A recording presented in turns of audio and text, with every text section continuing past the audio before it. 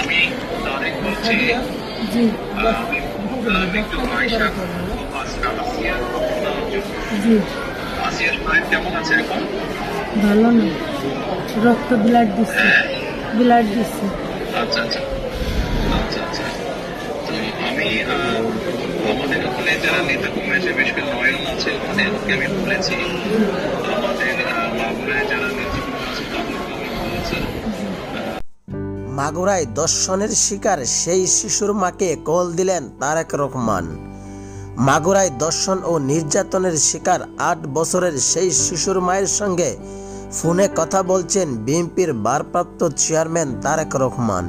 এই সময় তার শিশু সন্তানের বর্তমান পরিস্থিতির খোঁজখবর এবং সম্ভাব্য সকল সহযোগিতার আশ্বাস দেন তিনি। শনিবার সেই শিশুর মায়ের সঙ্গে কথা বলেন, শিশুটির শারীরিক অবস্থান খোঁজ নেন তিনি। এই সময় শিশুটি মাকে ন্যায় বিচার পেতে সব ধরনের সহযোগিতার কথা বলেন তিনি। ফোনালাপে তারেক রহমান বলেন, মাগুরা বিএনপির যত নেতাকর্মী আছে তারা সবাই শিশুটির পাশে থাকবে। ন্যায় বিচার পাওয়ার আশ্বাস দিয়ে তারেক রহমান বলেন, আমাদের পক্ষ থেকে সব ধরনের চেষ্টা করব। শিশুটির সঙ্গে যারা অন্যায় করেছে তারা যেন আইন অনুযায়ী শাস্তি পায়।